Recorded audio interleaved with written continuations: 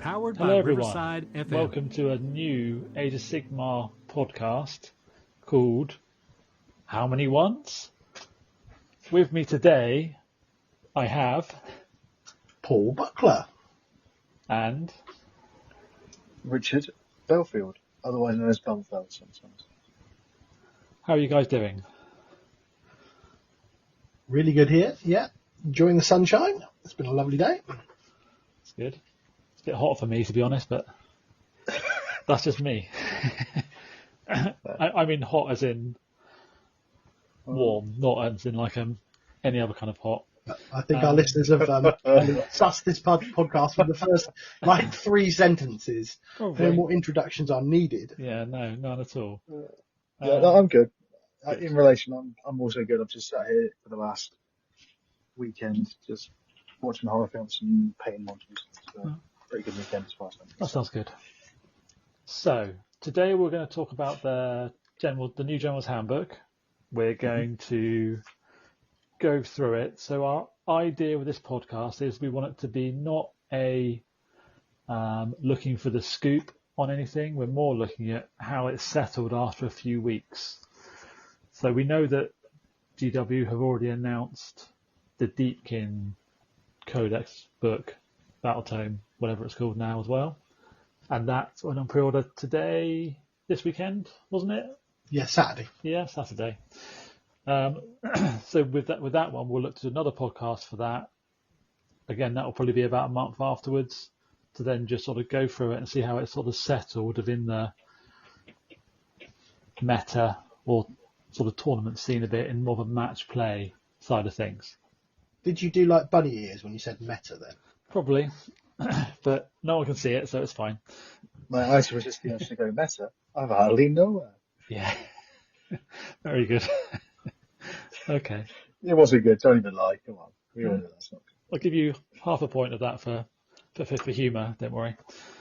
It's completely reasonable. Doesn't even deserve that. So, right, so let's start going through the General's Handbook. So we're looking at General's Handbook 25-26 for clarification. So we're going to start with the main sort of changes in this handbook. So the first one is that there are no longer plain boring objectives. They are actually almost like named objectives. So they've gone with a Gyran theme in this one, so foresty.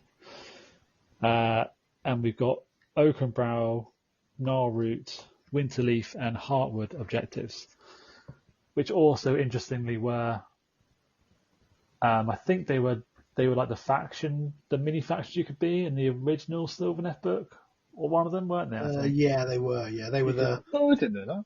Yeah, so you could be like Oakenbrow. I think they were the one. They were the dwarfy one, weren't they? I think. Yeah, they were the little bonus abilities you used to get. Yeah. Mm.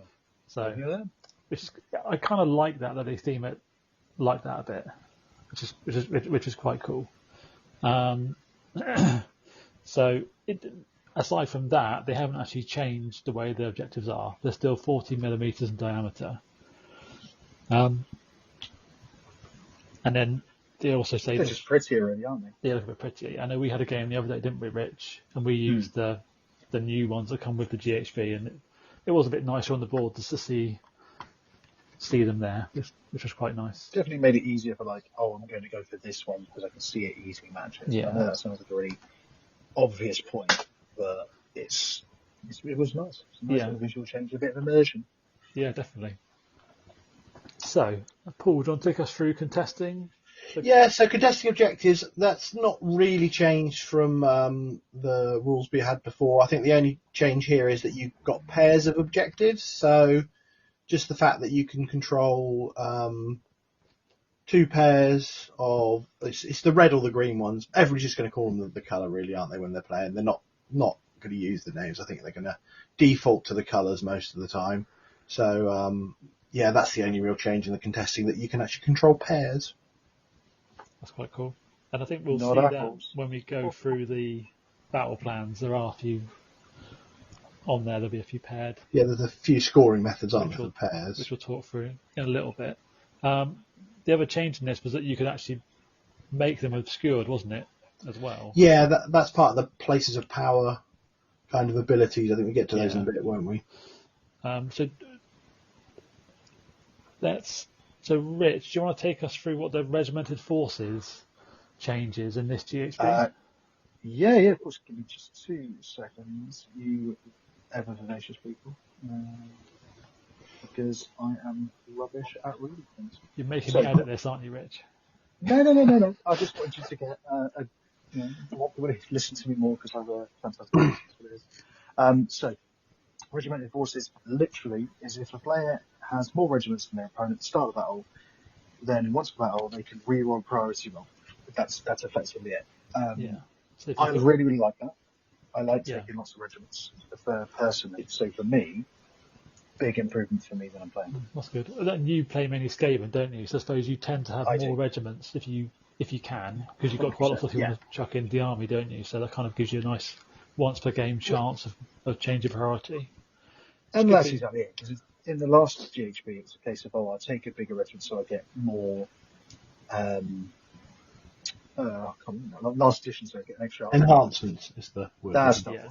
that one. More prize beast, etc. But this is, I like this as well. This is good. It's good. Okay. So let's now talk through another change, which was on the terrain side of things. So the universal terrain abilities have changed a little bit. The main one being the obscuring rule has changed quite a bit. So I'll read it verbatim, and then we'll kind of interpret it a bit. So it says, while every model in a non-monster unit that does not have the fly keyword is within 1 inch of this terrain feature, the following apply.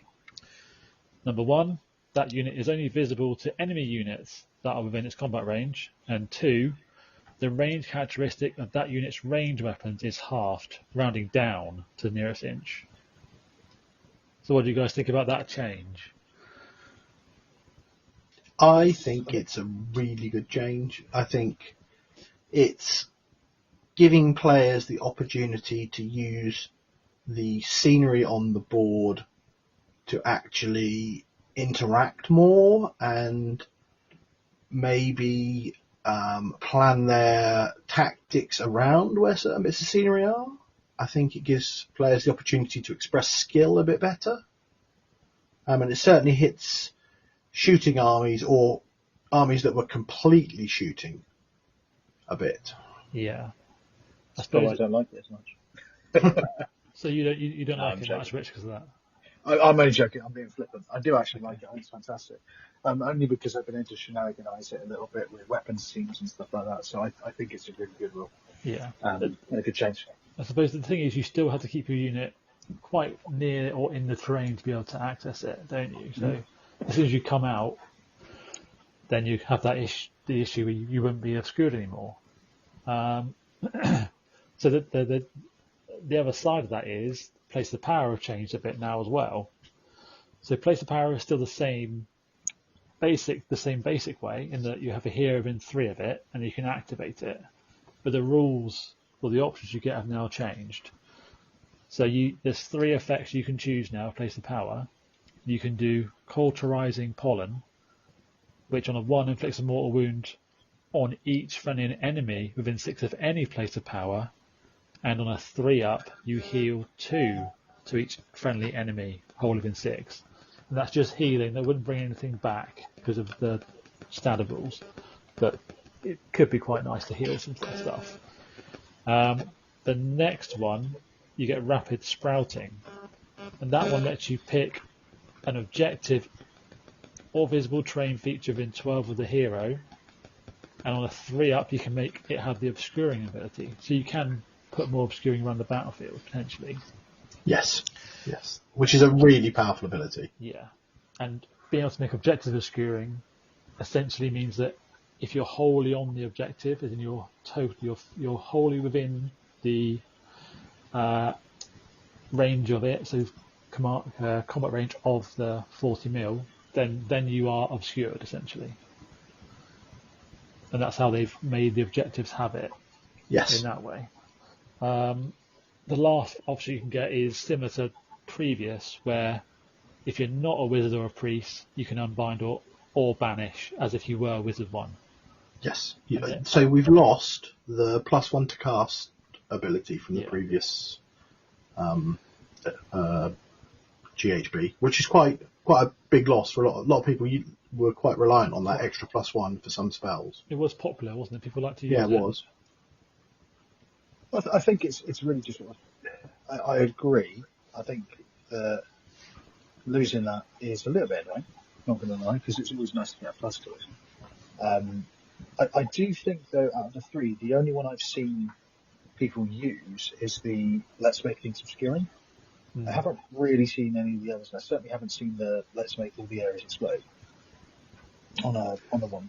One thing I would have liked to be different would have been if rapid sprouting, where you get to make stuff overgrown, also let you make it not overgrown. Does that make sense? you So could you can do either.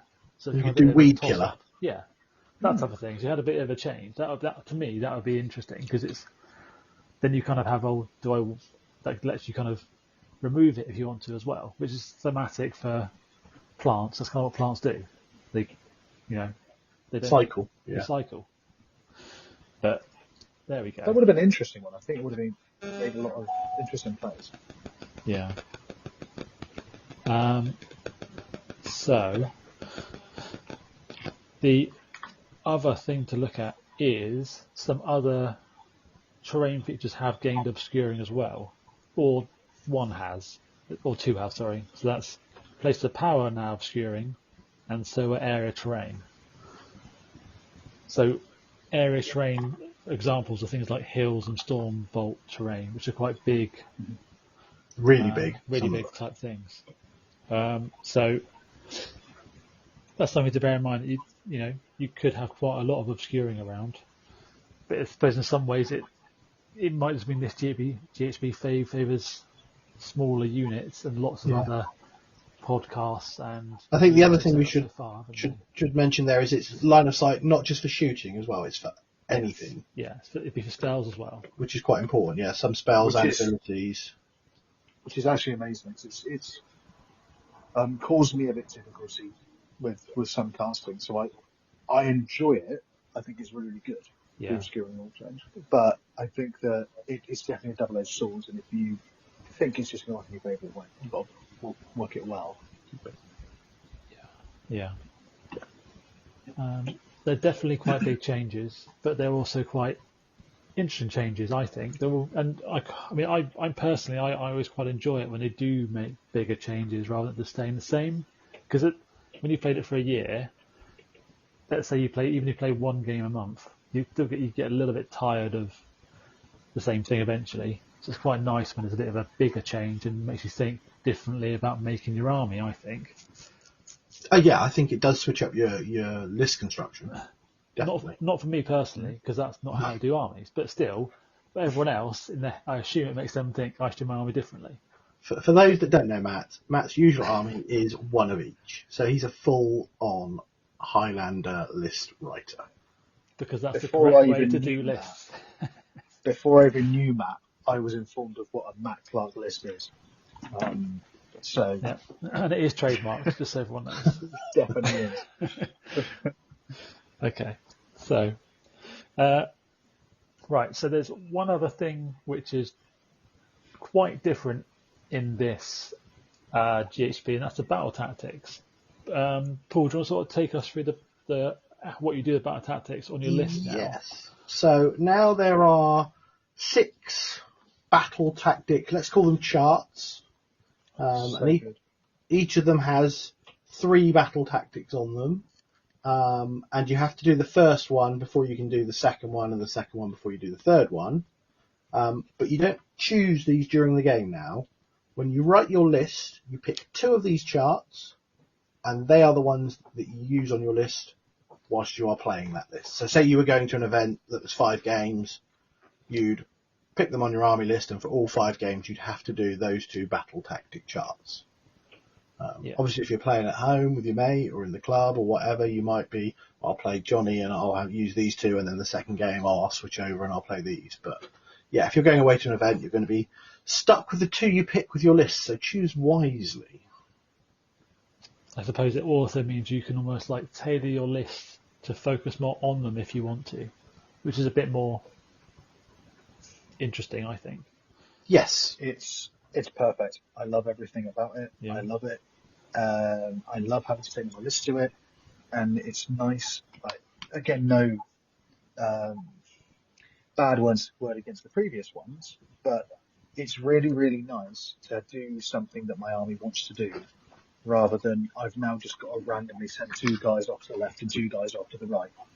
Yeah. Go stand at the board edge for a turn and do nothing. So this, I love it. It's the absolute best change out of everything.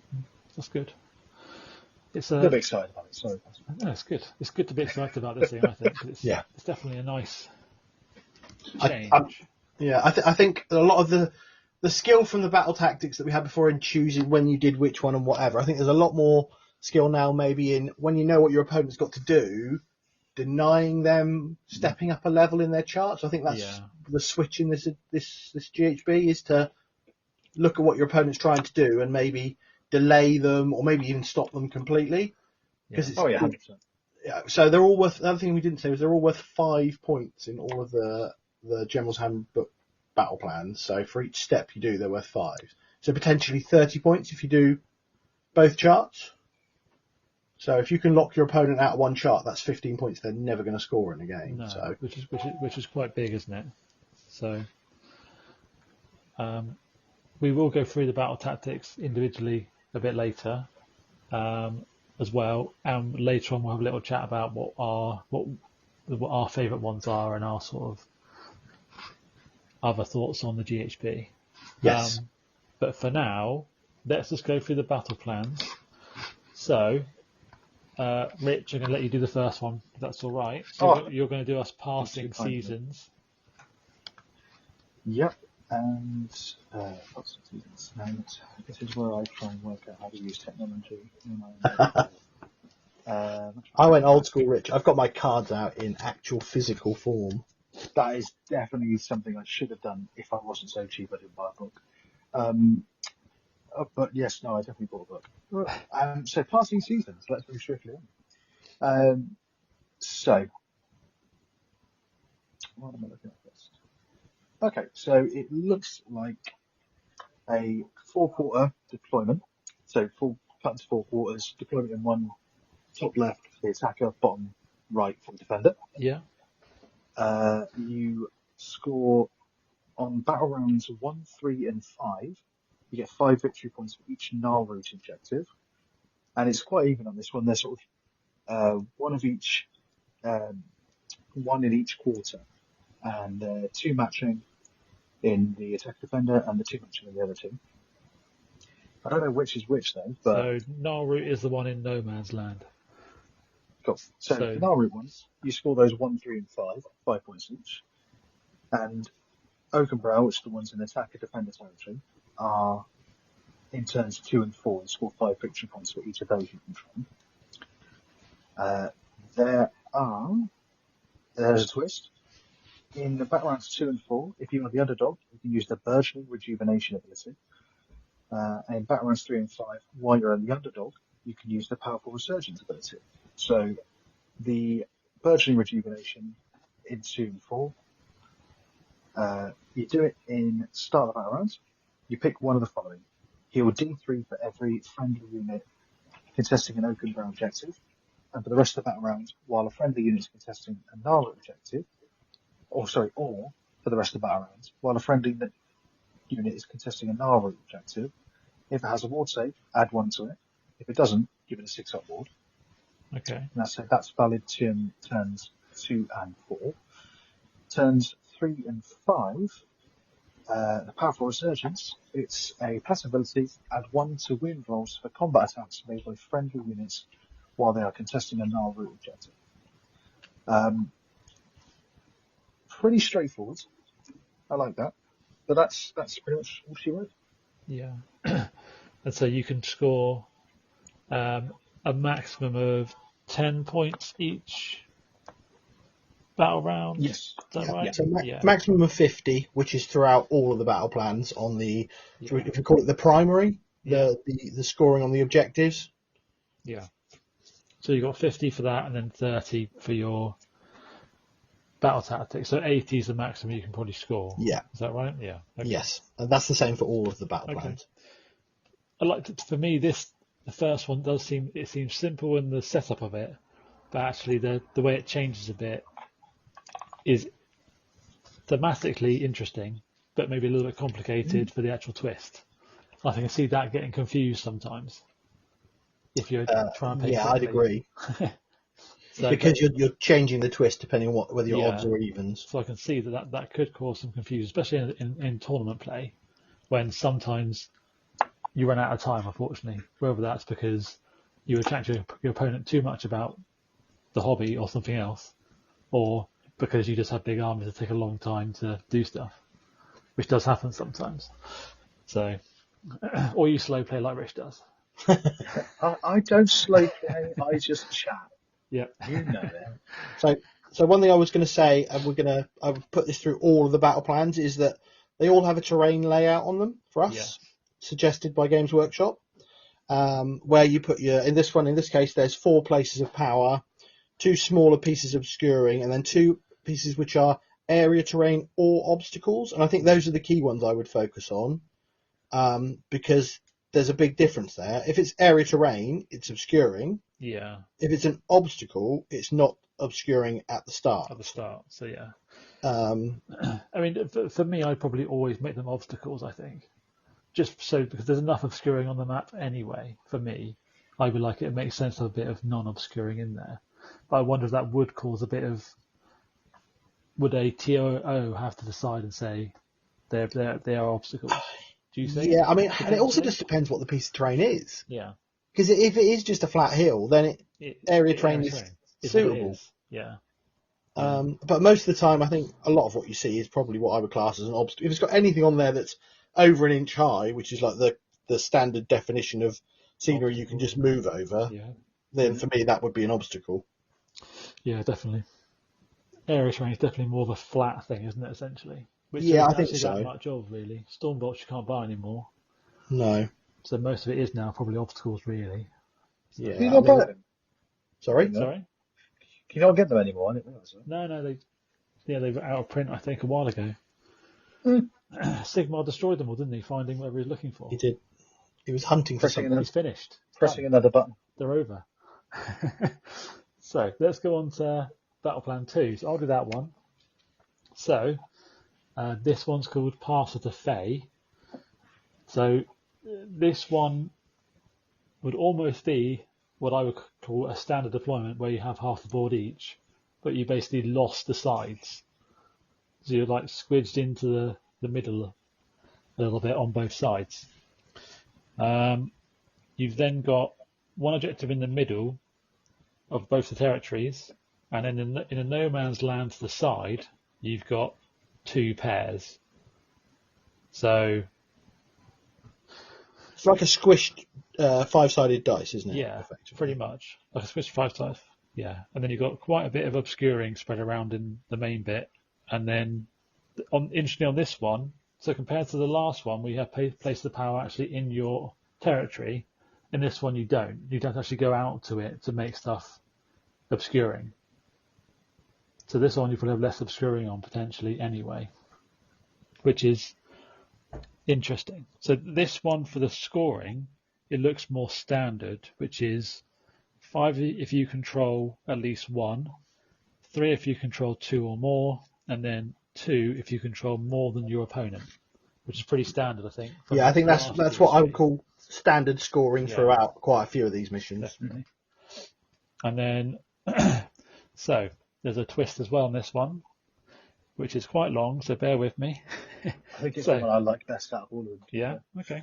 So if you're the underdog, you must use this ability, so you have no choice. Okay? So you must use the Spirit Pass Open ability, which is the first bit of it. And this is once per battle round, start of the battle round. So this will be when you become underdog, essentially. you have to pick 2 objectives to be the targets, and then all units within 6 of any of the objectives that you chose are removed from the battlefield by their commander, and they count as being vanished, keyword vanished, essentially. Then, starting with you as the underdog, you take it in turn to set up each vanished unit wholly in 6 of either objective and more than 3 from enemy units. Each model must be set up as close to that objective as possible. They cannot move in the first movement phase of the battle round. And if it's impossible for the unit to be set up, then they count as being lost as a separate keyword. And then both players, the underdog and the non-underdog, can use a stumbling 4th ability, which is where your lost units, the ones that couldn't be set up, can then be set up. But they are set up on the battlefield more than 9 from all enemy units and wholly within 7 of an edge. So they kind of stumble 4th, as the ability name says. So, Rich, you said you really like this one. Is it the underdog bit you like the most? 100%. I like weird things that just cause chaos and make you have to think hard on the fly. Tricksy, sneaky stuff. I love it, and I think that's what I like about this, because it can just go great and or just really confuse things, and you can end up with the things you don't want being on the end, or weirdly, luckily, maybe things you do want to come in. Yeah.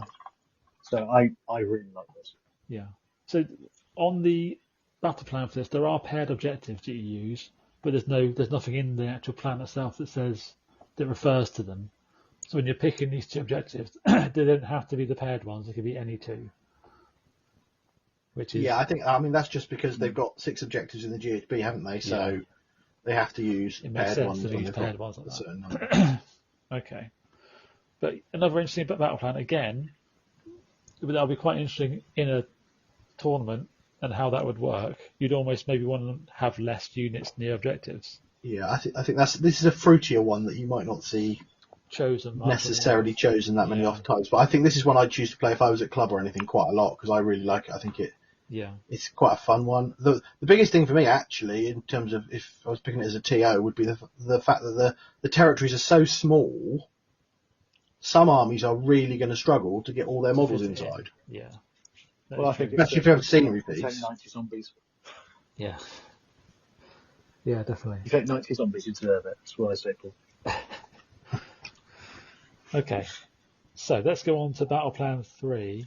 Paul, do you want to do that one for us? Yeah, so Battle Plan 3 is called Roiling Roots. So this one is what I would call the straight pitched battle deployment. So the first segment in your grid for the attacker or defender. But then it's got 2 lines of objectives kind of diagonally, one in the centre of each square. I don't know how else I could describe it but that. Yeah. But this one has got pairs, and they're in no man's land. You've got the green and the red pairs, and that relates to the twist in this one. So it's standard scoring again, 5 for 1, 3 for a pair, and 2 for more. So that's the same as you had in the previous battle plan, and it comes up quite a lot. And the twist for this one is called Tangling Tendrils, and you can use this ability once per battle round at the start of the battle round. And what happens is the underdog gets to pick a pair of objectives. So these will be ones kind of in the centre of the board. It will either be the 2 on the flanks or the 2 more central. That's the 2 pairs.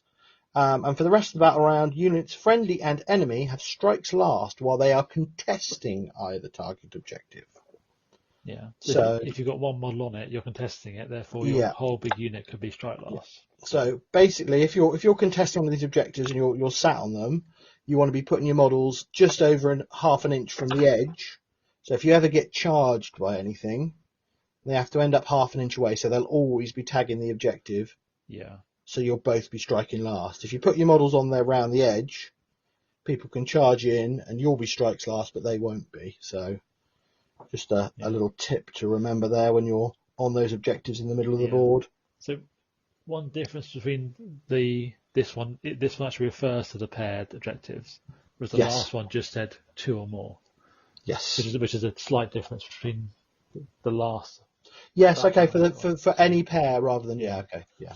So that's slightly harder to score in some ways. Yes, because you kind of have to get over halfway to get your pair, don't you? Yeah. Okay. So. But nice, easy battle plan for it if I was playing it. I like the pitch battle deployment. It's dead simple. Yeah. And there's quite a bit of space to get your stuff in. And you have a place of power in both deployment zones. So you have something to play with one of those as well, if you want to. How impactful would you say the underdog ability will be? Like, do you think that'll make a big difference to how this plays in general? This one. I honestly, I don't think it'll be hugely impactful because most people will play around it and get their models where they need them to be. I think maybe there'll be the odd case where someone's left a straggling model off an objective, and the underdog player can pick that objective and then charge in and just hit that straggling model and know they're striking last. Okay. But as long as you're pretty tidy with your movement, I don't know how often it will come into play. Just seems like when it happens, it would be really good that when it does, basically. But I was just thinking how often it would, if you know what I mean. To be fair, I think maybe top tables it won't happen that often, but most of us who aren't paying attention half the time, too busy chatting, that's where it's going to come into the game more, I think. Yeah, and this one's another must-use one as well. Yes, you have no choice. You have no choice. Two objectives are going to be strike last, which could catch someone out if you've kind of forgotten. But there we go. So, Rich, do you want to do Battle Plan 4 for us?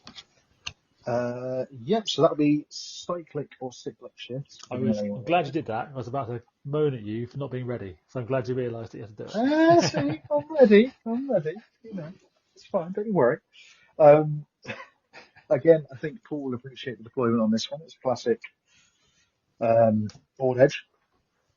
Should we call it old man deployment? Because yes, you can sit in your chair and deploy your stuff. Yeah. Get to lean over. Yeah, I like that. It's better for the back. So old man deployment. So classic. You've got three sets of sort of all three pairs of the. I'll sort of tell them. You've got two pairs of objectives and two of the individual ones. Yeah. Not going to pretend I know the names. You score 5 points if you control at least one objective. Score 3 if you control two or more objectives, and you score 2 if you control more objectives than your opponent. So classic 1, 2 more. Yeah. Which is nice, which is 10 points per turn. Interesting that it doesn't use the pairs. Again, like we said in some of the other ones, you've got them there, but it doesn't actually use them. They're just there for decoration. Doesn't it? Unless I've not read something properly. That's not like you, Rich. I know, right? Definitely should have been more prepared. Oh, wait, hold on. Yes, it does. And I was a neat little segue. Thank you, guys. That was definitely planned. Yeah. So, underdog ability, you can use the unpredictable evolution ability. So, start the battle round. You pick a pair of objectives. The target objectives are no longer controlled by either player, if they were, and they cannot be controlled this battle round. So, in terms of where the deployment is, you've got one on the top left, one objective wholly in attacker's territory, bottom right, one wholly in defender's territory. The middle two objectives are half and half, so half in your territory and your opponent's and half in no man's land, and the other two are in sort of the neutral territories. Yeah, that underdog ability can be quite good, actually. I didn't realise I did that. But it seems like it wouldn't affect in your own territories, which is nice. No, it just affects the ones in no man's land and the ones which are partly in no man's land and your territory. Yeah. And this is, I think they have done one like this before, haven't they? Either last GHB or one a while ago, where you could you could turn it off essentially, couldn't you? And there was a bit with that one. I remember there being loads of confusion because I think it was a tournament where you and I were helping rules, and we have to make a decision on it. I think. Yeah, That's what it meant. Yeah. And that was a bit interesting because you could interpret it a couple of different ways. Just, Yeah, this is pretty clear. This seems in pretty here. clear, I think. Yeah, this is No done longer well. controlled by so- either player, and they can't be controlled. That's nice and Yeah. blunt. Simple. Yeah. One thing I would say is it's a very I quite like the name of it. Unpredictable evolution. Sounds very Yeah. sounds good. I like it when they use good little ability names. This one's got quite a lot of places of power through the middle as well, It hasn't it? does, but again, none in your territory, so you've got to go up to them. You do have to move out. So you can't just sit in your territory and go, well, you're obscuring and you're obscuring and you're obscuring. You have to actually go out there. Make some And if effort to do it. yeah, if you're out in the mix, you can be killed, and then you can't do it anymore. So there we go. So now we're on to Battle Plan 5 now. So this one is called Surge of Slaughter, and this is half and half territory over the whole map. We've got a couple of no neutral territory. neutral territory at all in this one. There are a couple of pairs and an individual one right in the centre. You've got 2 in each territory, which is quite useful. So this one's back to the pair scoring. So this is 5 for 1, 3 if you control the pair, which means you have to be in your enemy territory to do it, and 2 if you control more, which you probably could do first turn, getting in the middle and getting the more. So Yes. 7's probably an easier one to do to start with. You have got a little place of power as well in your territory to use, which is quite nice. So this one, we've got a twist for the underdog again that you can use called Defense of the Realm. And this is, again, once the battle round, start the battle round, you pick a pair of objectives to be the target. So that's going to be the paired ones, not the middle one. For the rest of the battle round, add 1 to the rend characteristic of friendly units' melee weapons while they are contesting either of the target objectives. So if you're contesting it, you've got an extra rend, which is pretty decent. That's definitely one that could help an underdog, I think. So yeah, again, I think this one's where if your opponent's canny, they put all their models so you can't tow the objective Yeah. to get the buff. Mm-hmm. So, and I suppose if you want to try and play into it, you're going to have a bit of shooting, hope it's not obscuring, then you can shoot a couple models off to try and then get round. There's a little gap somewhere, or there's something you can tow the objective and get that extra rend to help you get rid of them. But I mean that makes even Liberators rend 2, doesn't it? I think. Yes. It's good for anything. It's pretty really, good, isn't it? Really. I mean, again, being a bit of a rat obsessive, for me, 20 clan rats with rend 1 suddenly become a lot scarier. Yeah. So I like that. I'd aim to be the underdog to use that ability. Yeah. Personally. That's interesting. Yeah. I think Storm Vermin even better because they have anti-charge plus 1 rend. All of a sudden, Yeah, they could be. they're sat on an objective. They're rend 3. Yeah. Ooh. That could be pretty good. Needs to paint my storm. Some vermin. Okay, so let's go on to Battle Plan 6. So Paul, do you want to do that one? Yeah. So Battle Plan 6. You said Batman Batman. 6. You said Batman. Batman 6. Battle Plan 6 is called Linked Ley Lines. So this is old man deployment. So it's the first section of either side. And basically you've got a pair of objectives. It's like a cross in the middle for the objectives. So east and west are the green ones, north and south are the red ones. And then the centre one's the blue objective. And you have to form a linked ley line to score your victory points in this one. So you score, it's formed while a player draws a line from short edge to short edge or long edge to long edge, while all player controls all the objectives across that line. So 2 reds and a blue or 2 greens and a blue, depending if you're going north, south or east, west. So you get 3 for 1, 3 for 2 or more, 2 for a pair, and then 2 for a ley line. Okay. So, for example, if you were going first, and you could just run forward and grab all the 3 in no man's land, you're going to score 10 points. Yeah. Because you're going to get a line through there. You're going to have the pair of greens. You're going to have more. You're going to have 1. So Yeah. one of those ones where first turn, if you're going first, it's quite easy to get max on the primary. But then you're right in the middle to be probably charged, then, aren't you, potentially? Yeah, that's the downside. So you need some cheap units to go and do that. Yeah. The twist for this one, this is quite a nice. This is a funky twist. I don't know how often it's going to come into play, but it's quite a fun one. I quite like they're playing with this as an option for abilities. While you're the underdog, your army has the Rooted in the Realm and the Full of Life abilities. So the Rooted in the Realm ability is friendly units' weapons have anti-manifestation +1 rend, while those units are contesting an objective that is both controlled by you and on a linked ley line. Okay. So you have to control the 3 in a row and then be on one of those, and you get anti-manifestation +1 rend. It's very specific. Like, it's very situational. Yeah, like, it will come up once in a blue moon. Yeah. The Full of Life ability, this is a bit more useful. Friendly manifestations have strike first. So that's quite good. That's just wherever they are, isn't it? Yes, where they don't have to be on objectives or anything. That's anywhere. just they all get strikes first. Yeah, that's just good.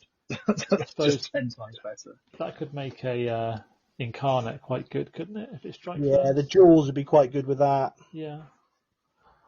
Very There's few. Tide as well. Yeah, there are definitely some contenders for that, aren't there? Yeah. I suppose that one might then make you use the place of power to do an unbind, maybe. Possibly, yes. Or a Banish, you mean. banish, isn't it? Yeah. I think this is the one we played, Matt, and you did just that, I think. How did I? Yeah. If I remember correctly. Leading the way with amazing play, that's what I'm doing, you see. He did. I won't tell everybody who won, but he did do great. Yeah. Okay, yeah, that one looks quite fun. You know, it looks quite interesting. Again, weirdly, I like it when the twist does something but not too much. I like it interacts with manifestations. It's like one of the first times we've seen that. And as an option, that sounds good. Yeah, definitely.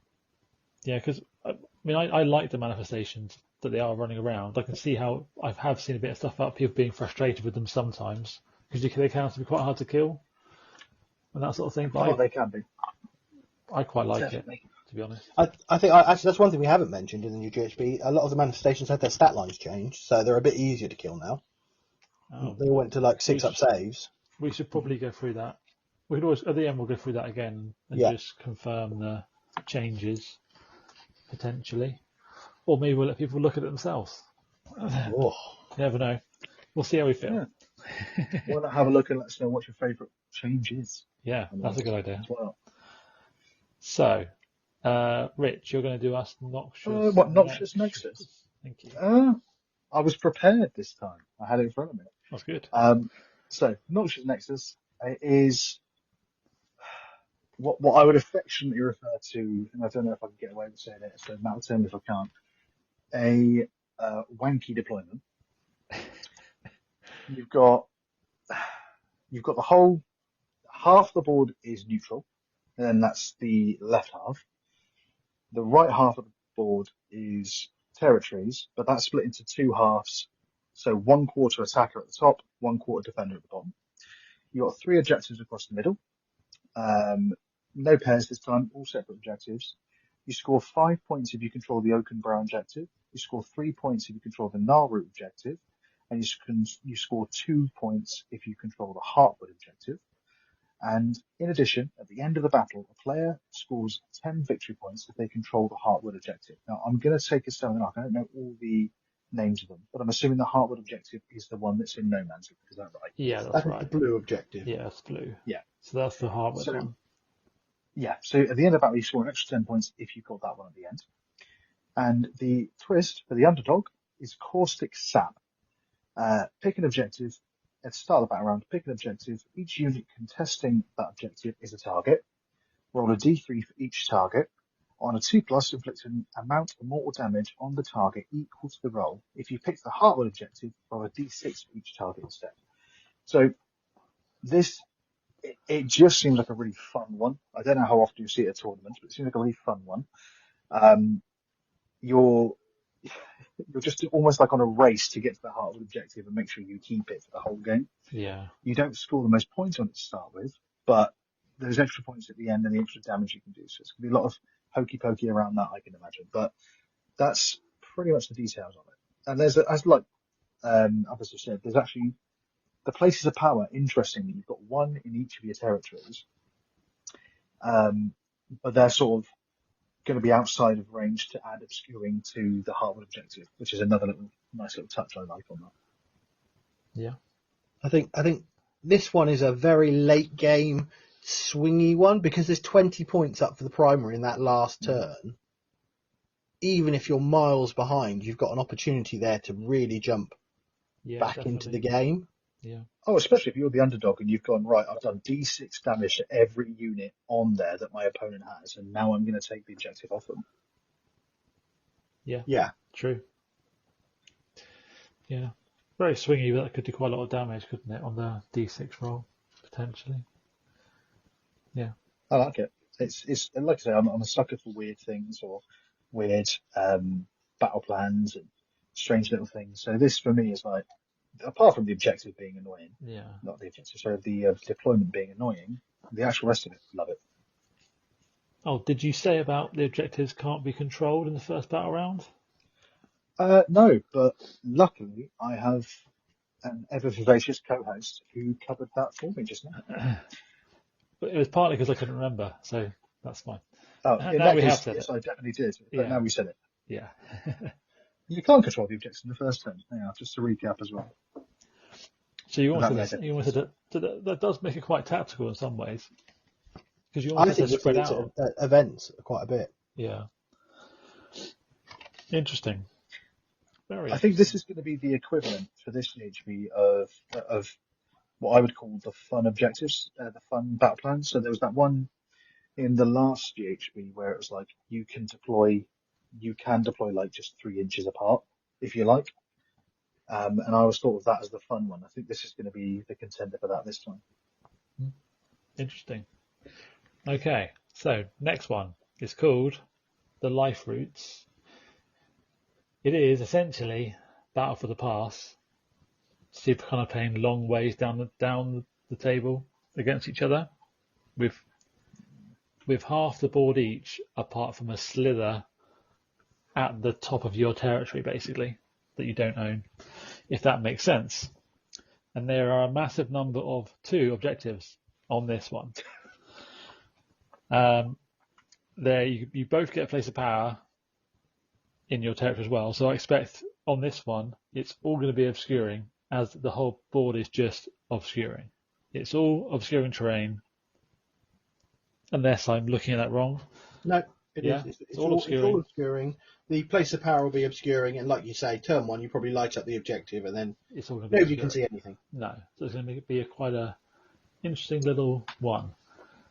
Okay, so this one has a score to take hold of in the game. So each player will score 1 life root point at the end of each of their turns for each terrain feature they control. And then each player scores victory points as follows, which is 5 for controlling 1 objective, 3 if you control both, and then 2 if you have more life root points than your opponent.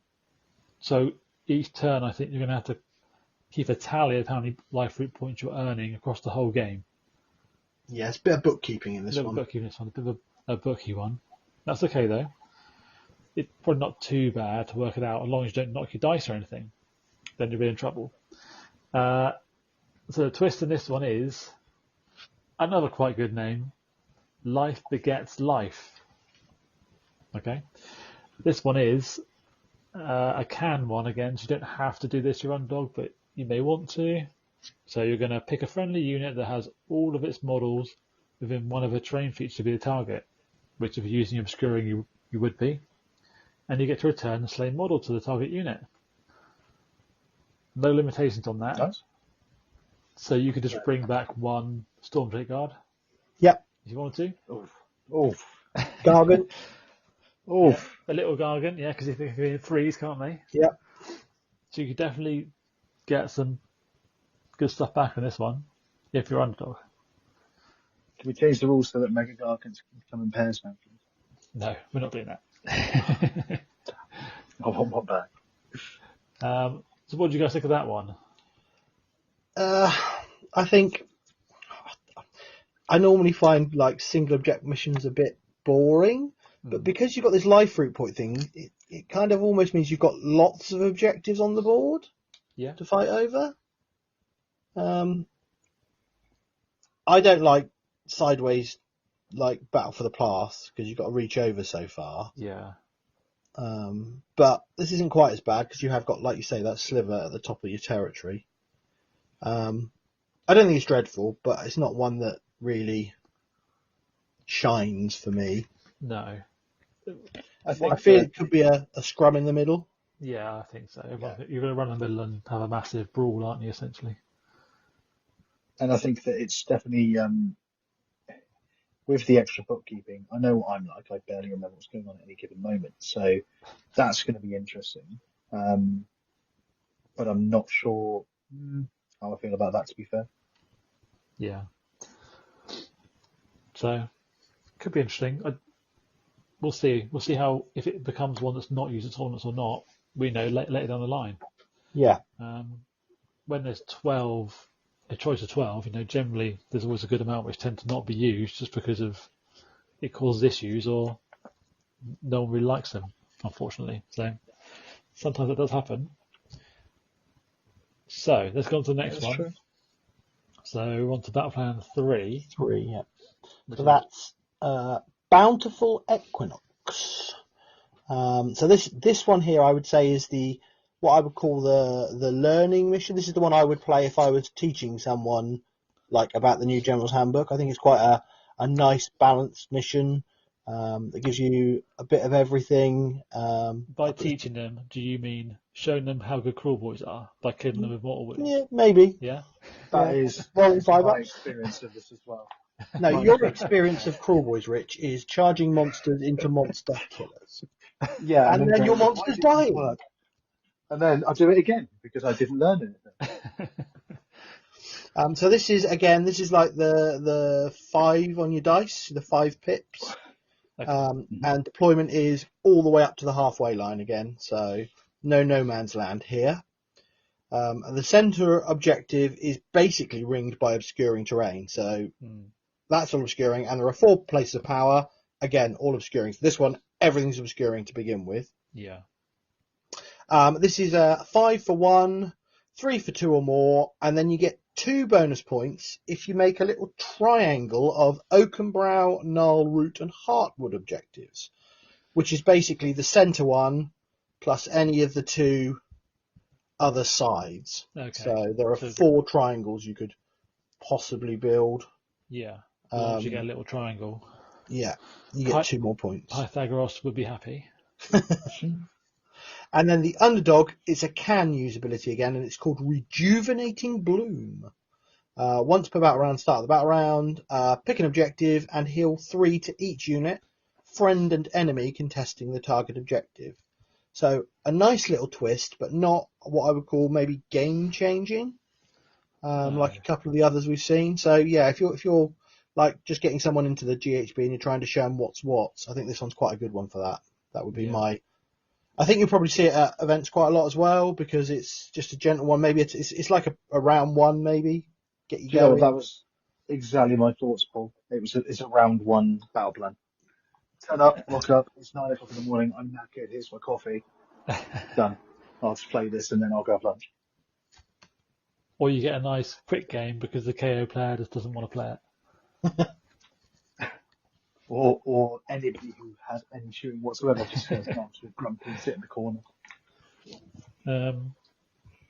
Yeah, definitely. Yeah, I think I agree with Paul. They're definitely more of a starter one. Nice and kind of balanced, apart from the amount of obscuring on there. But still. Do you know, I think Iron Jaws would love this. Like Iron Jaws, genuinely, this would be great for them, probably great for ogres. Yeah, more combat-based armies can just run Horn. Yeah, they just love this. So, we only have 3 left, don't we? Which is nice. We do. So, Rich, do you want to do life cycle for us? I do. I do want to do life cycle for you both. Thanks. So, life cycle. Okay. Have you given Rich the most complicated battle plan to explain? I didn't choose to. I did it randomly. It's fine. It's fine. I'll muddle through it. Paul I can might help as you. well Don't keep worry. this. Paul will help Good. you. So I'll start with the easy stuff. So deployment is a big square with a gap in the middle, basically. So you've got almost like a picture frame framing the center, Yeah. 4 bits. So you've got like a bit in the middle. Yeah. Attacker at the top, defender at the bottom. Bit of place of power in each person's deployment zones. 2 in the center. 4 objective placed across the center. Placed almost like a cross. No pairs, which is interesting. You score 4 victory points if you control at least 1 objective. 2 if you control more objectives than your opponent. And you score 4 victory points if you control both the Oakenbrow and Nara objectives. You score 2 victory points if you control the primary objective, and 1 victory point for each secondary objective that you control, which will make sense in a minute. So, for the life cycle, which is the twist, which is called life cycle, the underdog must use it, and it's if there is no underdog, the players roll off, and the winner must use the life cycle ability. Yep. It's the start of battle round, the second battle round. Each Rich, pick either the. before you go any Yep. further, read the first line of that ability because it's really, really, really important. Yes. Pick either the No. Oakenbrow. No, which bit? At the top of the Once ability. per battle. Once per battle. There we are. That's the really important bit. Well, yes, definitely. So once per battle, start the second battle round. Say it, so we definitely get it at the start. Pick either the Oakenbrow or the Nara objectives to be the primary objective. At the start of each subsequent battle round, the next objective in the cycle becomes the primary objective. The objectives before and after the primary objective in the cycle order are now the secondary objectives. So, again, not knowing the names of all of these kind of makes it a little bit more difficult for me. But if you pick, say, what's the one on the furthest left, guys? I don't actually That's know. That's the Oakenbrow. The red one's Oakenbrow. So if you picked Oakenbrow, it would make Heartwood and the purple one,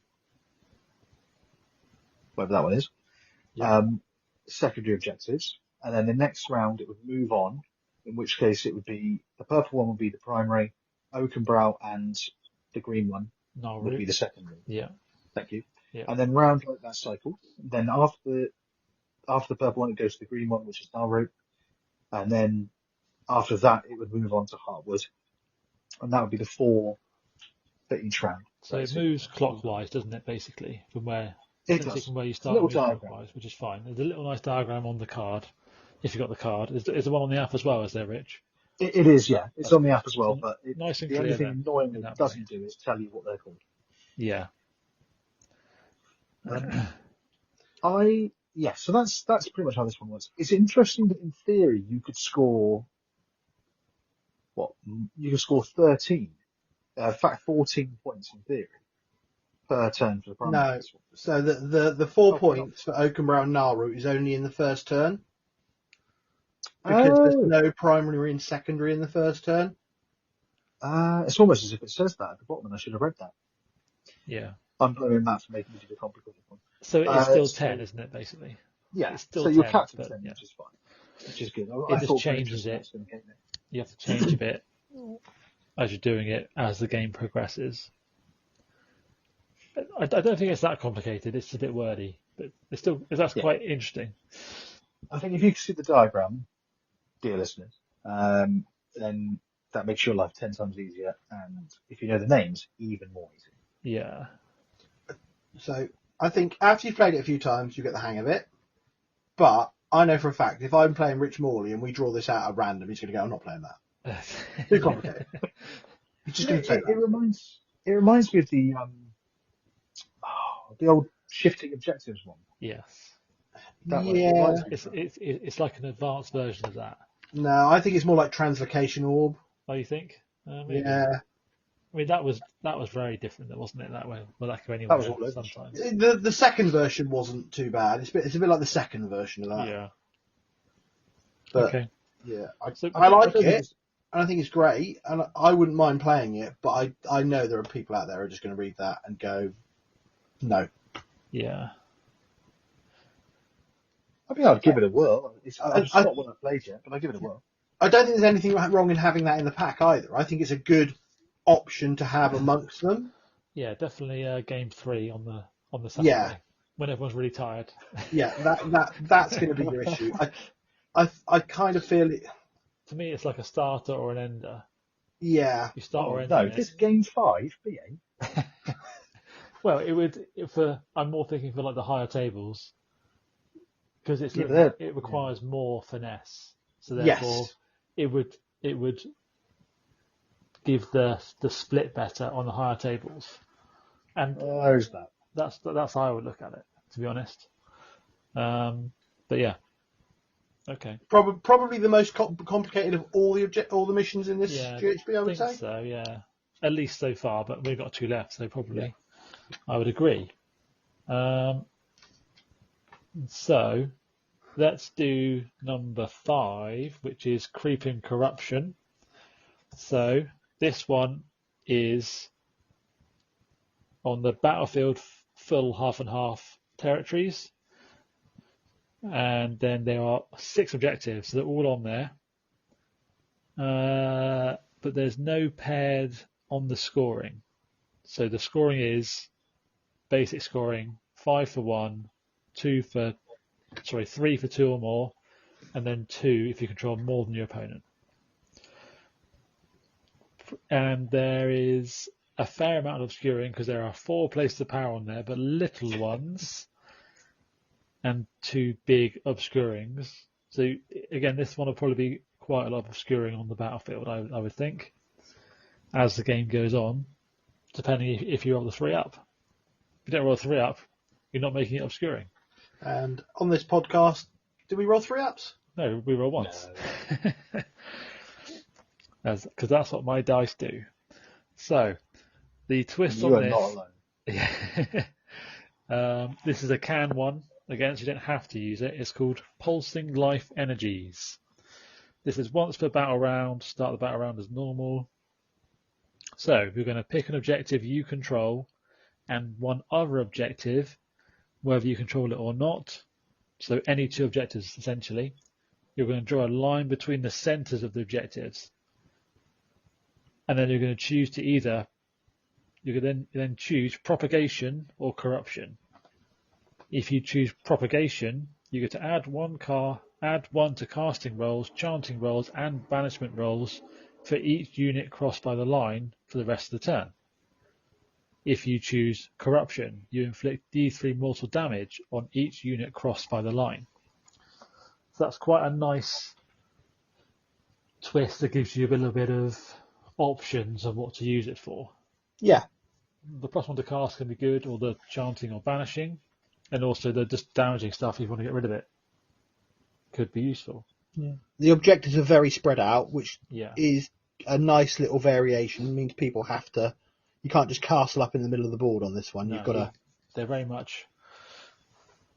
I think they're in the middle of each little of the lines, aren't they? Essentially, so they're quite close to the edge. The edge ones. So there is a bit of moving required on these ones. Again, that was not too difficult.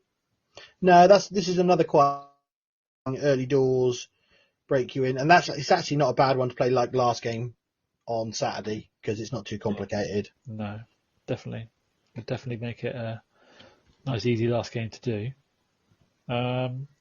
So let's do the last one. So that's going to be you, Paul, isn't it? It is, yeah. Grasp of Thorns. Don't say anything, Rich. I know you're biting your lip.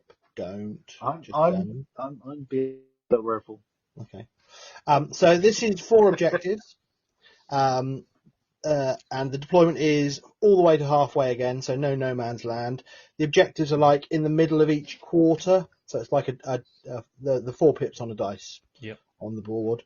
Pretty straightforward. A mix of scenery in this. So you've got places of power, you've got some area or obstacles, and you've got a couple of small obscuring. So this one's a bit more open than some of the ones we've seen before, especially if you made the 2 middle ones obstacles. Yeah. You'd have to be 3-upping your places of power to get stuff in the middle of the board there, wouldn't you? So scoring wise, you've got 5 for 1, 3 for 2 or more, and then 2 for more than your opponent. So the standard scoring. And this is maybe my favourite battle plan of underdog ability. So you can use this one, and it's called Carnivorous Flora. So once per battle round, at the start of the battle round, pick an objective to be grasping. And then you roll a dice for each unit contesting that objective.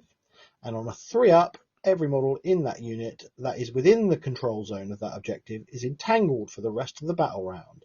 Entangled models must stay within the control zone of the objective. While a unit has any entangled models, it cannot be removed from the battlefield and set up elsewhere. So basically, it's like a big trap for your units. So if you leave a stray model out of your 6 Varangard touching an objective and somebody rolls their 3-up, they're pretty much pinned, barring a bit of trailing out, to that objective. So yeah, some real fun and games could be had with that. Yeah, I think this is Underdog one of my ability. ones I prefer. I like as well.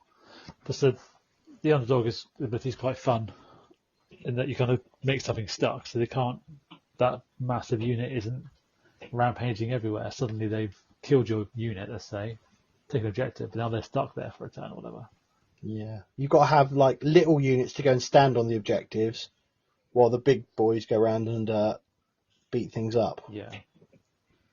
Well, I think even in terms of if you're playing, I don't know, let's say you're playing against someone who's got Sylvaneth or Skaven who like to teleport their guys about, suddenly they ain't doing that. They're now stuck there for you to. You don't have to worry about the movement shenanigans. Yeah. Yeah, Yeah, 100%. and I think it's good that I like it covers all of that. It's not just they can't move, it's they can't even be removed from the battlefield either. So they're very much stuck, which is nice.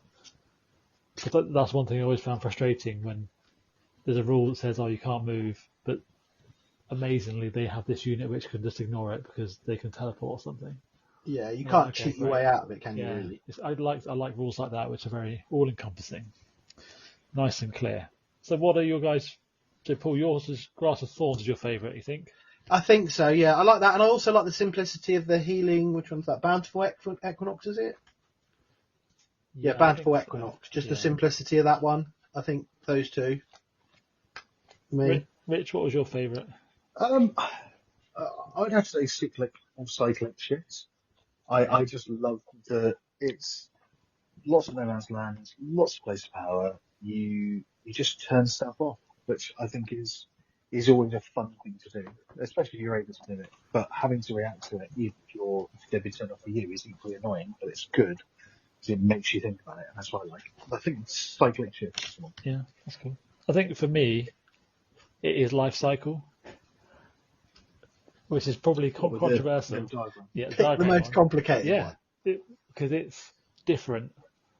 It's a different type of deployment, having that bit, the little window out the centre of the territories, which I quite like, and I like that you have to almost like think about what's going on a bit more, not to be like, oh, I'm going to sit in this objective all game or X, Y, Z. I like that, but I also like the Noxious Nexus one as well, where you have to kind of like, you have the Race to the end. 3 and race to the end. I like that one. So they're two I like. So, okay. Shall we go through some battle tactics then? You guys all ready? Yeah, I'm good. I'm just Yeah, getting mine in yeah. order. So I have 1 through 6 in the right order. I found the bit on the app and pressed the button. That's good. So, Rich, do you want to do Master the Pass for us? Yeah, why not? I'll treat myself. So, Master Path, Battle Tactic 1. As with all the Battle Tactics now, they've got 3 different points to complete to get all the points on it. So 5 points for the first, 5 points for the second, 5 points for the third. You can only score 1 per round, so no cheating if someone tells you otherwise. Yep. So master pass, first one, a fray, cut off the head. You complete this battle tactic at the end of your turn if an enemy hero has been destroyed this battle. So nice and easy. Definitely Second one, doable, strike. isn't it? Oh, to be fair, depending on what you're playing, so you can do it themselves. Depending on the battle plan, especially if you were on something like that, not just Nexus, you could roll a d6 and that would happen. Someone could just get the damage from the objective if they're the underdog doing it, so very doable. Yeah. Section 2, seize the paths. You complete this battle tactic at the end of your turn if there are more friendly units in neutral territory than enemy units. And if there is no neutral territory in the battle plan you are playing, you complete this tactic at the end of your turn if there are no enemy units within friendly territory. That one's a bit more difficult to do, but there's certainly an argument to say that if you can pen someone in their deployment zone whilst, the turn after you kill a hero, that's doable. Yeah. And the third point, domination, envelop and strangle.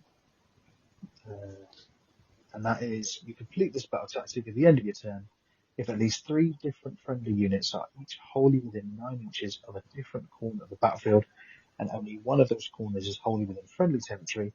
No more than one of those units can have been set up this turn. So that's an interesting one as well, because I quite like that you can use a little bit of teleporty shenanigans, but only one. Yeah. So it kind of limits the game and something like that. So that's the 3 steps to master pass. Yeah, and they're definitely more difficult than the old battle tactics from the last one, pretty much. Yeah, very much so. Definitely have to have a bit more play involved, a bit more thinking, for sure. So the next one is Restless Energy. This is Battle Tactics card 2. So the Affray, so level 1 is Water with Blood. You complete this battle tactic at the end of your turn if you control an objective that was controlled by your opponent at the start of your turn. So not take one back. Take one back, yeah, essentially. Not too bad. So the next one is a strike, and that's called Invasive Species. You complete this battle tactic at the end of your turn if you control every objective within enemy territory. If there are no objectives within enemy territory, you complete this battle tactic at the end of your turn if you control every objective that was controlled by your opponent at the start of the turn. So if there is one in and it is within enemy territory, just within, not wholly within, that's not too bad if you can get there. The other part of it feels quite hard to me when you've got to potentially have every objective that they controlled. If they're on a lot, that could be quite hard. Or if they don't control any, then you can't do it anyway. You can't do it at all. So that one feels like it could be a harder one to do. Most of the battle plans generally have 1 or 2 that are within enemy territory. I'm just going to have a look back through now and see if there are none. There must be, because that clause wouldn't be in there otherwise, would it?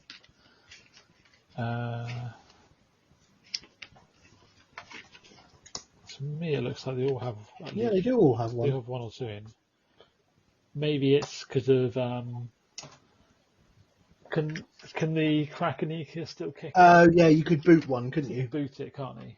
Yeah. And I suppose he can boot it out, and then there isn't one within then, is there? Yeah, especially something like Link Ley Lines, you could boot your home one out. Yeah. So that's probably what it's there for, isn't it? Just in case. Yeah. Okay. And then the last one, which is Domination, it's called All Roots Entwined. You complete this battle tactic at the end of your turn if you control every objective on the battlefield. So, out of these first 2, Master Path feels a bit easier for me, weirdly, than this one does. I fully agree. Like Water of Blood is really easy, the first one, get an objective back. Then the other 2 feel very hard to do, potentially.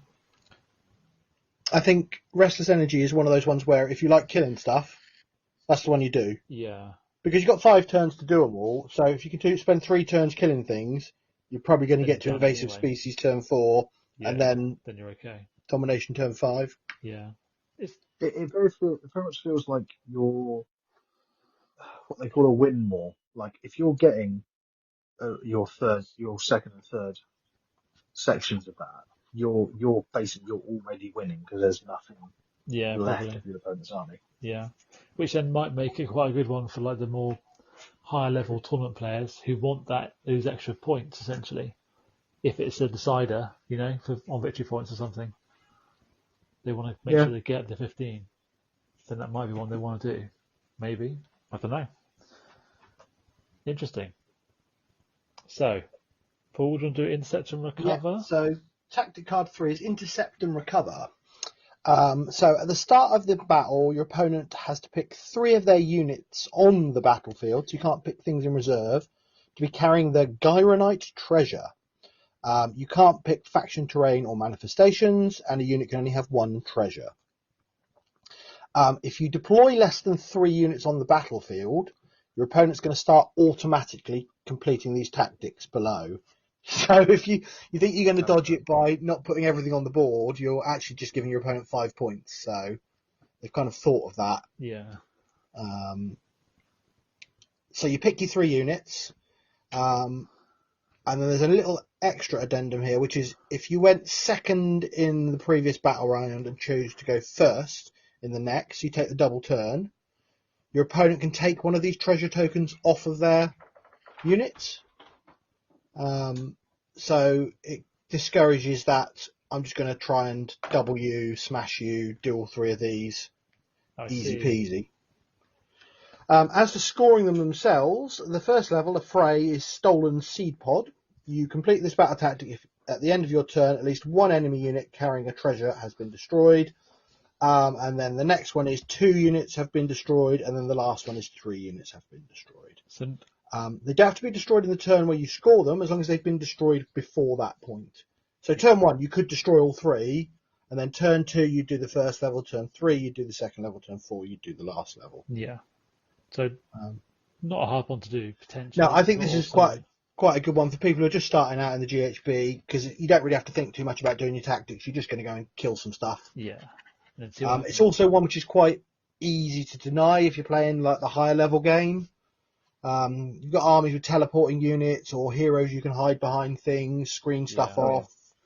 And It's where one your of those ones opponent's you can choosing the unit, aren't they? You don't pick them. Your opponent's picking those units, so they can have. So in some ways, I suppose that also could come into a bit in where you make your list.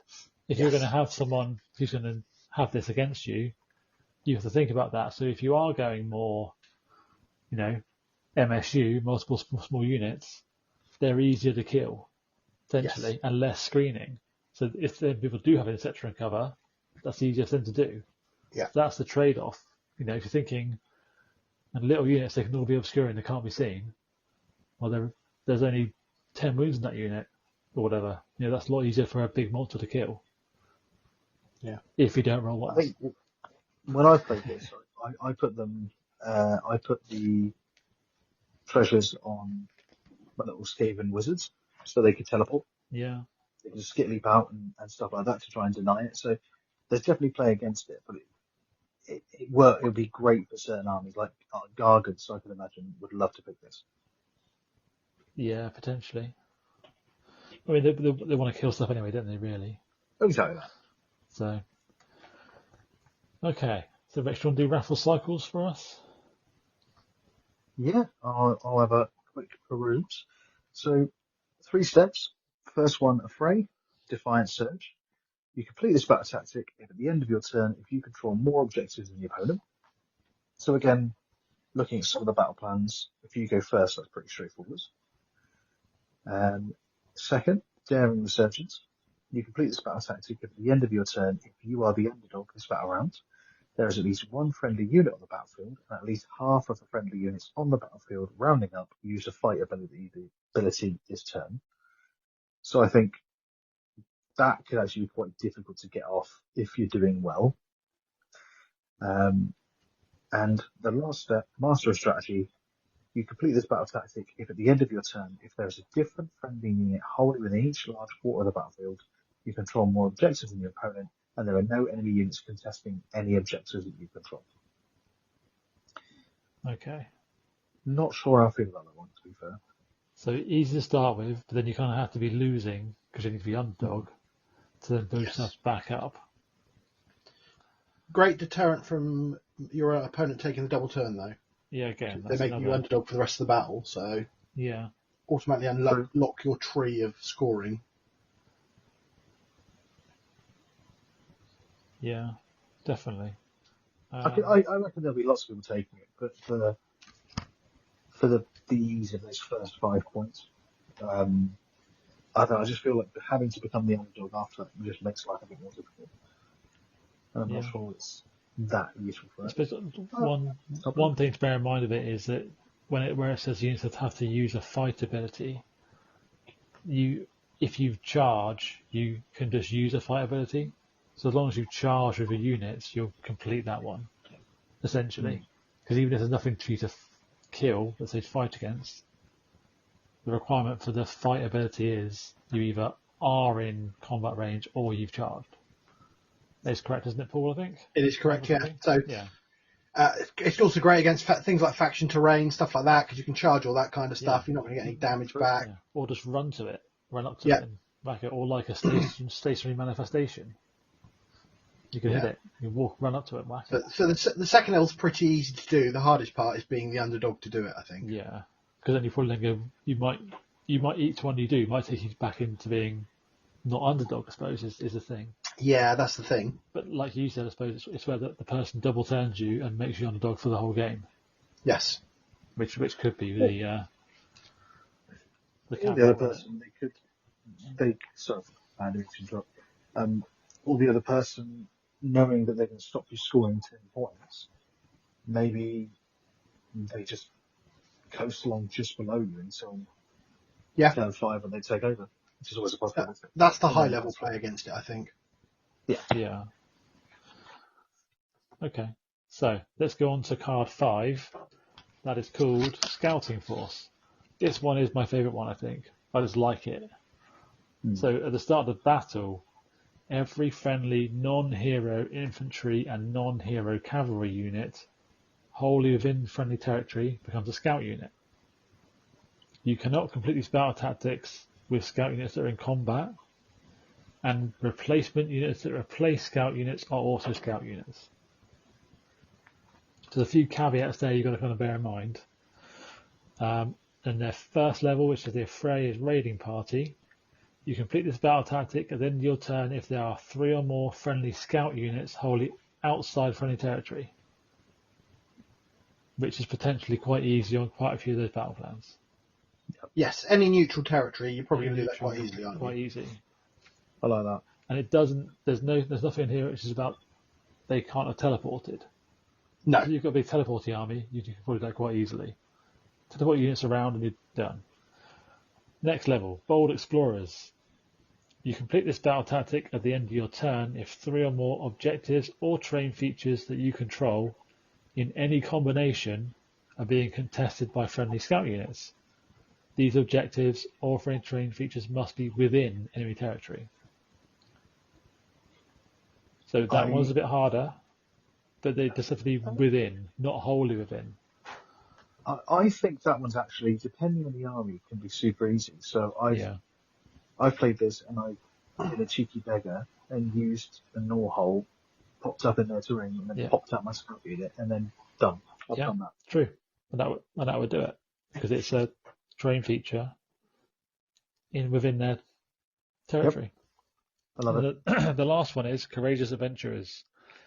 You complete this battle tactic at the end of your turn if a friendly scout unit that was not set up this turn is contesting a terrain feature that you control. That is wholly within enemy territory, and that is more than 6 inches from friendly territory. So this one does have the restriction that you can't teleport to it. You can't be set up this turn to do it, and it has to be something wholly within the territory. But it's only one terrain feature. Yeah. So again, potentially not that hard to do, maybe.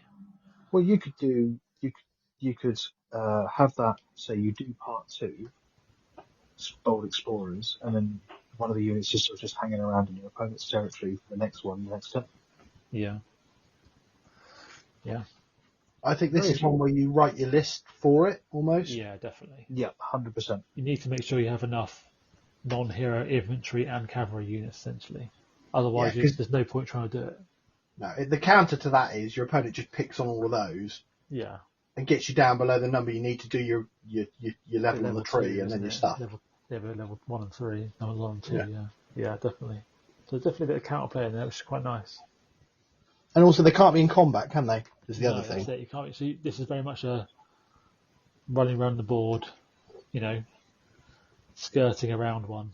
Yeah, counter charge is a great one to maybe scupper your plans at certain points. Yeah, definitely. Mm. Yeah. This one's more of the run away from. Yes. So 6, the last one, is attuned to Gyron. So the first level of the affray is called Sacred Centrality. You complete this battle tactic at the end of your turn. There are at least 2 friendly units within 3 of the centre of the battlefield that are not in combat. So old school, seize the centre. Yep. Dead simple. Nice. As with most of them, the level 1's pretty easy to do. But then we get to the level 2. Complete this battle tactic at the end of your turn if all of the following are true. 2 units use a retreat ability this turn. These are the lure units, and 2 other units use the charge ability this turn, and at least one of those units ended the charge move in combat with an enemy unit from which the lure unit retreated. So retreat 2 guys, charge 2 in wherever you want, but one of them has to get into combat with the unit you retreated from. Yeah. So it requires you to have 2 units in combat at the start of your turn, Yes. which your opponent can pretty much always automatically deny because they can just retreat in their turn everything if they want to. And then you never have stuff in combat. Might not I be think advantageous for them to do that because they might want to fight, but they could definitely Yeah. just keep retreating. And I think again, it benefits those armies that have abilities or whatever, where they just don't take damage when they retreat. Yes. So if you're going to deny me a battle tactic by retreating, but you're going to suffer D3 mortal wounds, you kind of might stay there. Yeah. And just and hope you kill me so I can't retreat, or hope that you Yes. you can avoid it some other way. I like it. It's good. There's a lot And of then the top level is you complete this battle tactic if at the end of your turn there are no enemy units within friendly territory and no enemy units within neutral territory. So basically kill a lot of stuff. Yeah. It's a bit of a mix really, isn't it? I mean the first one's pretty simple, seize the centre. And then the second one you've got to have enough units that you can have some stuck in combat to retreat and then charge back in again with other things. Yeah. And I suppose the thing with the way it's been worded, where it says the unit has used a charge ability, we know you have to get 1 unit in, but technically if you fail the charge, you still use the charge ability. Yeah. Yeah. So potentially you only actually have to get 1 in. Yes. Which is something to bear in mind and not think, I have to make sure I charge a 2. So, re-rolling the charge on that 1 is the important one, and just making sure that they're in combat with the lure unit. Yes. Well, I did. That's fun. That's something I didn't realise. Thank you guys, because I would never have picked up on that. I would have thought, I failed 2 charges. I failed one of my charges. That's it. I'm done. It's yeah. Whether that was as they intended it to be or not, who knows? It's a bit. But that is what it is. As it says now, yeah. As it says now. All quite interesting. All quite good. So out of those ones, what are your 2? So if you guys had to pick 2 right now, what are your 2 ones you would go for? What are you going for, Rich? I think I would pick the. So I think Scouting Force. I think it works well for what I like to play, which is lots of little small units and small weapons teams, and knowing that if they get killed, they come back at I could still score it, so I like that. So I'd probably pick.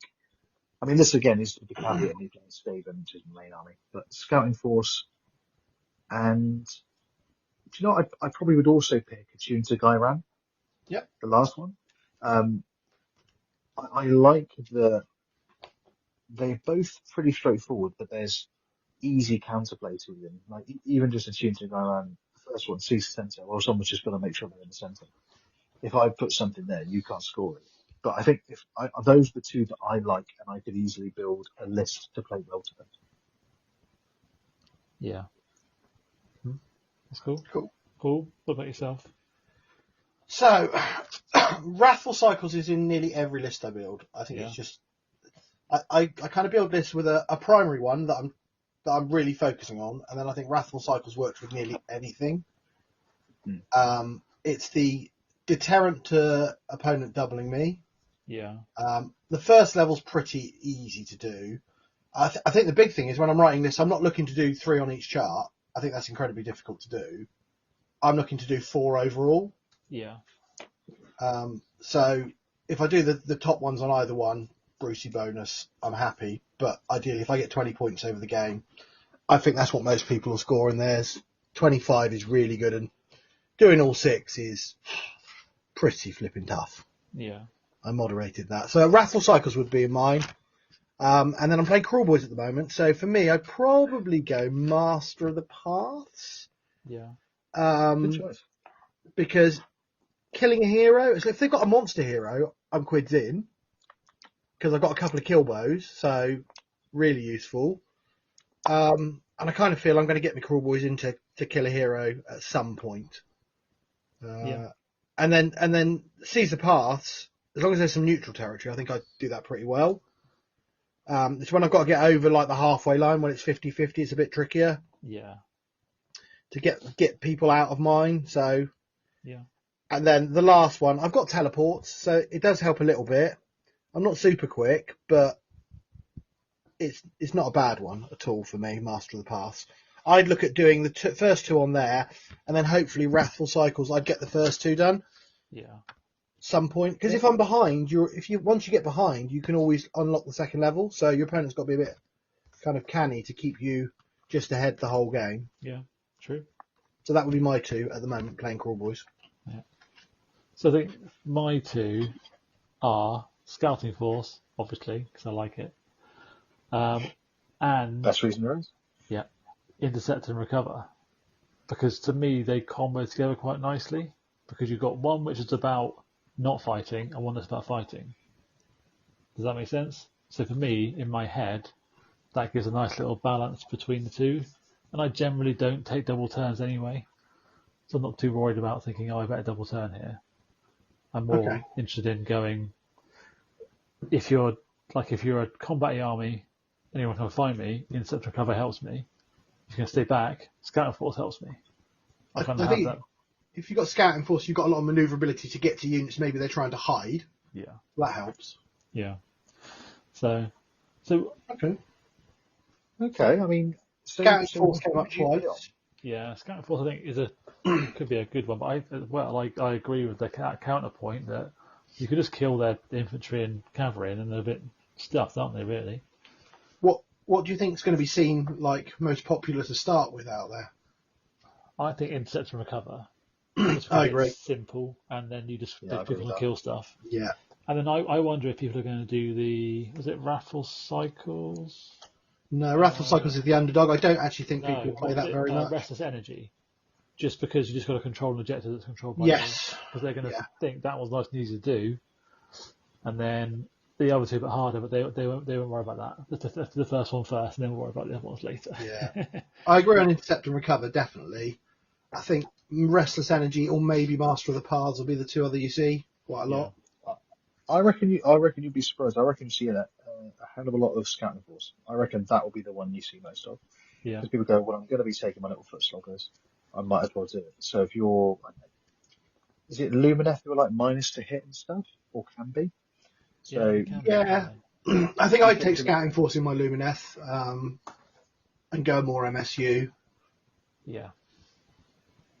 And I think that's kind of where you'll start seeing it, or I don't know, Iron Jaws with brutes. I can just see lots of foot-slogging armies. I think Iron Jaws with little pigs is quite good for doing that. Yeah. Yeah. Oh, of course, I always forget the cavalry side of it, but yeah. So there's lots of. I can see Scouting Force, I think, being a big one. Yeah. Okay. So let's do one final little bit on this GHB then. How do we think this GHB has been received, and has anyone seen anything on any chats you're in, on how things are on like Reddit or anything like that, which you think has shown in general? I know I did a quick little research look, and from what I could see on Reddit and stuff, people seem to generally be quite interested, be quite happy with the changes. It seems to be accepted quite well from what I can see. Some people were saying that they feel that this change has been a positive change, and this is how it should have been at the start, and not been the old way in the first GHB. But I think it's fantastic personally. I think I enjoy the changes. I think once I get used to some of the more wordy bits, so like the change to obscuring and stuff like that, it will be a lot easier. But actually, in terms of how the game plays because of this, love it. The battle tactics now are perfect and everything I could have wanted before. I'm so much happier that I don't have to do, like I said before, 2 guys randomly go off to the left, 2 guys randomly go off to the right, and then that's my battle tactic done for the turn. But actually, I wanted them to go and kill something over in the middle. So I love it. I genuinely, I'm ecstatic about it, and I've not heard anybody say anything negative that I've heard. Not to say that it hasn't happened, but I've not come across any bad sentiments about it. Paul, So I don't really spend that much time mooching around the internet looking at what folks are chatting about. From the few bits I had a look around as well, like you did, Matt, I think just before we were doing this, and it seems to be pretty positive out there. I think there are quite a few people who didn't like battle tactics at all, and they prefer these definitely to what we had before, so that's definitely a positive. I think in terms of game time, you're going to speed up your games a bit because you're losing a big point of decision paralysis for some players now. Obviously, you've got the decision paralysis of trying to stop your opponent, but I definitely think that's less than having to pick from 8 other tactics which one you're going to do this turn. Yeah, definitely. I think you don't have that disappointment when you fail a battle tactic now because you can try and do it again the next turn. It's a bit more of a feel good rather than a feel bad. You know what I mean? Yeah. You've always got a chance to try again. I hadn't even considered that, to be fair, so I like that. But yeah, overall, I think it's a really good change. I like it a lot. I think the skill is going to be in how you deny your opponent and writing. I think it's going to change up list writing a lot, list construction. Yes, definitely. And that's maybe something we could hit on in a couple of episodes' time when a few more lists have been out and about and we can see exactly what people are running here and there. Yeah, definitely. We can do that. I think we will do if you guys are happy to, we'll do a follow-up to this one on the manifestations rather than trying to do them now. Otherwise, this episode will be 1,000 years long and no one will listen to it. It would definitely be a bit of curse of years on it to get it down, or we'll be in trouble. So what you did there. Yeah. Sometimes I'm clever. So, okay. Well, I think we'll leave it there. If you guys are happy, anything else you guys want to add or anything? No, I don't think so. I think that was quite a nice little run through of how it's sort of settled after a few weeks in play and people have been having some games. But any listeners, let us know what you think as well. You should be able to put some comments hopefully on the actual podcast itself. So let us know if you have any comments or what you think of the GHB. And thanks for listening. So people can message us as well on X and what's the other one? Blue Sky. If we're on it. Yeah. I am at Warhammer GHB. Okay.